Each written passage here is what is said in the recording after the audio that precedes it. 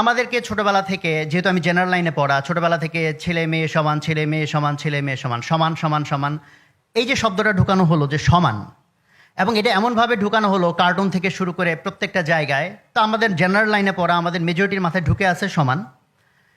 পরে গিয়ে আমরা যখন ইসলামের দিকে তাকাই বা ইসলামকে বোঝার চেষ্টা করি, আমরা এই সমান শব্দটার উল্লেখ এখানে পাই না, আমরা ন্যায্যতার কথাটা পাই। এখানে খুব প্রাসঙ্গিকভাবে ইনসাফ শব্দটা খুবই প্রাসঙ্গিক সেই জায়গা থেকে। সমতা নাকি ন্যায্যতা, এই জায়গা থেকে একটা বড় রকম গন্ডগোলের মধ্যে আমরা পড়ে গেছি, যে সমতা নিয়ে কথা বলবো নাকি আমরা ন্যায্যতা নিয়ে কথা বলবো। তো একটা সিম্পল জিনিস হচ্ছে যে কিছু প্রশ্ন, ইভল কোয়েশ্চেন, ঝামেলা তৈরি করার জন্য তৈরি করা যায়। যেমন আমি যদি জিজ্ঞেস করি হার্ট আর ব্রেইন এই দুটা কি সমান নাকি কোনো একটা ছোট কোনো একটা বড়, এই ঝগড়া যদি লাগানো হয়, এই ঝগড়াটা একটা ক্ষতিকারক ঝগড়া। কারণ হার্ট আর ব্রেইন মিলে যদি ঝগড়া করে এবং কোনো একভাবে যদি কোনো একটা জিতে যায়, ধরো হার্ট জিতে গেল, তাহলে এইটাই যদি প্রপাগান্ডা করা হয় হার্ট হচ্ছে বেশি ভালো, তাহলে ব্রেইনগুলো মনে করবে আমার ব্রেন হয়ে দরকারটা কি, আমিও হার্ট হয়ে যাই। তো বডির মধ্যে দুইটা হার্ট, একটাও ব্রেন নাই। প্রশ্নটাই একটা দুষ্ট প্রশ্ন যে কোনটা বেশি ভালো।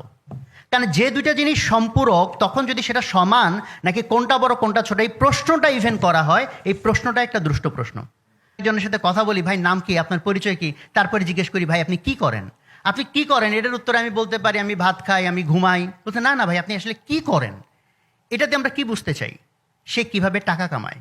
ফলে টাকা কামানোটাকে যখন এত প্রাধান্যের জায়গায় নিয়ে চলে যাওয়া হলো, এরপর জিজ্ঞেস করা হলো নারী ভালো না পুরুষ ভালো, তো নারী চিন্তা করলো আমি তো টাকা কামাই না, পুরুষ টাকা কামায়, তাহলে তো আমি একটা ইয়েতে পড়ে গেলাম, মানে হীনমন্যতা বোধে পড়ে গেলাম।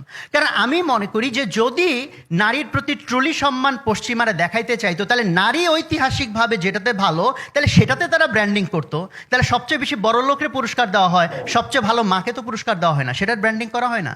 সবচেয়ে বেশি যে ভালো ঘরকন্যা করে তার পুরস্কার দেওয়া হয় না, সবচেয়ে বেশি ভালো যে বাচ্চাকে পালন করে এটাকে পুরস্কার দেওয়া হয় না, এটাকে হাইলাইট করা হয় না। হাইলাইট করা হয় শুধু কে, টাকাকে বেশি কামাইলো।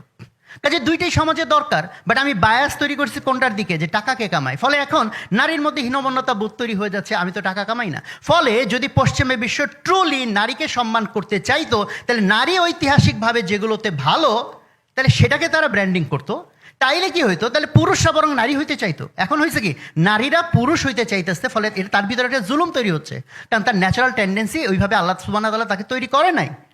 বাট তারা যদি নারীবাদী হয়ে থাকে, তাহলে নারী যেটাতে ভালো সেটাকে তারা ব্র্যান্ডিং করুক, তাহলে বরং পুরুষরা বরং নারী হওয়ার চেষ্টা করতে পারে। বরং আমরা উল্টা দেখতেছি, নারীবাদিতার নামে পৃথিবীর ইতিহাসে সবচেয়ে বড় জুলুম নারীদের উপর এখন চলতেছে।